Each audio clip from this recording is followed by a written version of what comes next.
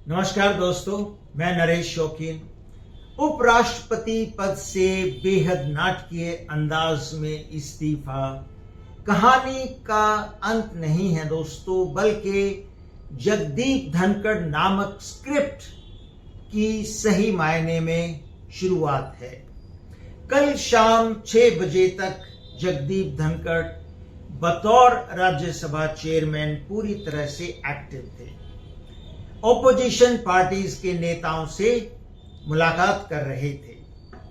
Vice president का कार्यालय उनके आने वाले कार्यक्रमों की घोषणा भी कर चुका था। अचानक रात 9 बजे धनखड़ ने सोशल प्लेटफॉर्म एक्स पर पोस्ट कर बताया कि उनकी सेहत खराब है तथा डॉक्टर्स की सलाह पर उन्होंने उपराष्ट्रपति पद से इस्तीफा दे दिया है। क्या देश में एक भी इतना इनोसेंट, इतना मासूम इंसान होगा दोस्तों, जो इस खराब सेहत वाली थियरी पर यकीन कर लेगा? I don't think so. तो फिर कल शाम 6 बजे तथा रात 9 बजे के बीच उन 3 घंटों के दौरान ऐसा क्या हुआ कि राज्यसभा के सुपर एक्टिव प्रिजाइडिंग ऑफिसर को इस्तीफा देने पर मजबूर होना पड़ा? उन 3 घंटों की कहानी तो एक ना एक दिन देश के सामने जरूर आएगी।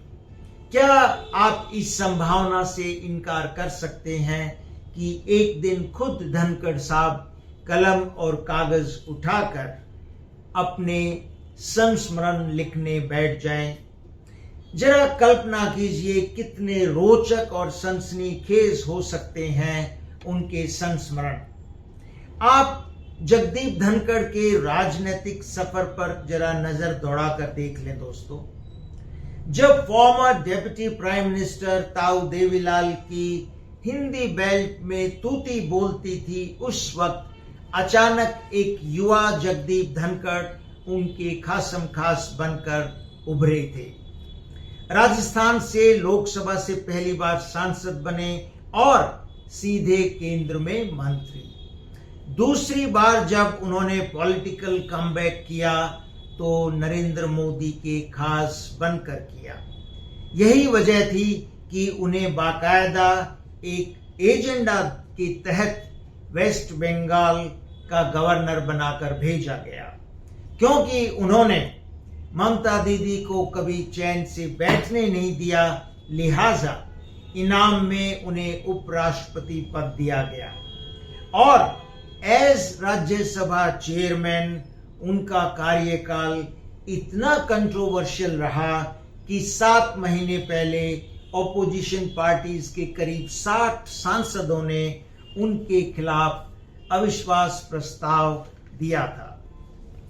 उपराष्ट्रपति पद से उनके इस्तीफे को लेकर राजनीतिक गलियारों में कयासों और अटकलों का बाजार गर्म है। बड़े बड़े पत्रकार उनके इस्तीफे को लेकर अलग अलग कहानियां बता रहे हैं। क्या आपको लगता है दोस्तों, जगदीप धनखड़ अपने ड्रामेटिक रेजिग्नेशन के पीछे असली कहानी को हमेशा के लिए अपने सीने में दफन कर देंगे? वो जाति से जाट हैं और सुना है जाट फितरतन बहुत आउटस्पोकन होते हैं। बहुत देर तक खामोश रहना उनके चरित्र में नहीं होता। जगदीप धनखड़ आखिर कब तक खामोश रहेंगे?